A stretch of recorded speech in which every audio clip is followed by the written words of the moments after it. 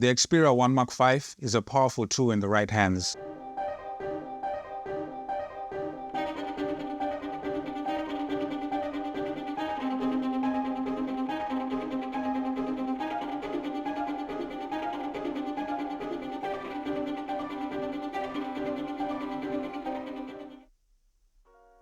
This is my quick Filmmakers review of the Xperia 1 Mark V. The reason why I ended up going for this phone is because I wanted something that was small, something I can use as a travel camera, something that's easy to carry, and something that I can use outside without attracting attention. I looked at the Samsung, I looked at the iPhone, but I wanted something that was specifically made for the content creators. I ended up going for the Sony Xperia. I heard about the Sony Xperia 1 Mark IV. I liked what people were showing, well, the creative work that people were showing, but one thing that put me off was the heating. And I almost got the Xperia 1 Mark IV, but the heating put me off. That's why I ended up waiting for the Xperia 1 Mark V. This phone is not made for every person. It's made for content creators in mind. So it's for content creators. So I've seen people review it and say, oh, this one is not good because you can't do this, you can't do this. But they fail to understand that this thing is made for content creators. One thing that I also like about the Xperia 1 Mark V is the slow motion, the 120 frames per second slow motion. That thing is amazing. It reminds me of using a mirrorless camera. Maybe in the future, let me know if you want me to do a comparison of the Lumix S5 in 120 frames per second versus the Xperia 1 Mark V to see the differences. I know it's a big difference, it's going to be a big difference, but just let me know if you want me to do a test. One of the things that I also like about this phone is that you have 3 different apps. You have the Photo Pro app, you have the Video Pro app, and you have the Cinema Pro app, if I mentioned it properly. I don't use the Cinema app, but I use the Video Pro app, and it's amazing how you're able to use it the similar way you could use a camera. It's easy for me to use because I use a mirrorless camera. I'm not coming from a Sony, I'm coming from a Lumix, but if you know what you're doing, it's just simple and straightforward. I can tell you sometimes it warms up, and it warms up to a point where it doesn't warm up to a point where it just shuts down. It just warms up. You can feel it in your pocket, it's warm.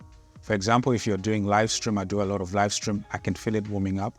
Or sometimes when the battery is running out and you are using a lot of apps, you're gonna feel it getting warm and warm and warm and warm.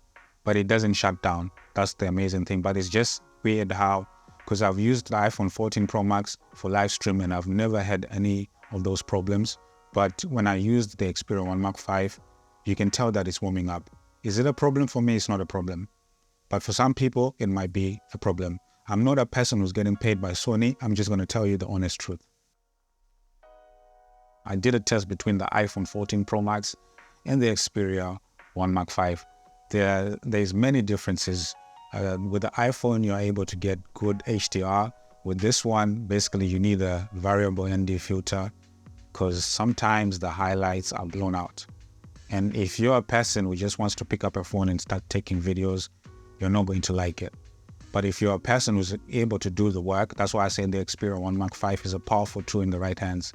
If you know what you're doing, you are able to produce wonderful images. If you don't know what you're doing, you're going to be put off with this one. At the end of the day, I'm not sponsored by Sony, so I'm just going to tell you my thoughts. If I post a video, if there's something that I don't like, I'm just going to tell you, just like what I said about the highlights being blown out. Something that I don't like, but it can be fixed using an ND filter, a variable ND filter. But it's those things that you have to learn. Right now, as you can see, I'm using the main camera, the 24 millimeters, and the ISO is on 64. You can already tell that the highlights are blown out at the back because I have the curtain slightly opened compared to my previous video where I was actually using my Lumix S5. But this is what the images you are able to get. I'm using the main camera. I don't have that small mini screen where I can see my face, so I'm just hoping the video looks okay. The ISO on this one is 64. That's the lowest you can go. So you can see that with this phone, you have to know what you're doing. And I'm not using no special microphone. I'm not using a wireless microphone. This is the audio straight from the phone. So right now it's the same settings. The only difference is that I'm using a variable ND filter. I had to do some DIY stuff to put the variable ND filter because there's no special case for the Xperia 1 Mark V. So right now you can see this is what you're seeing. The ISO is on 64.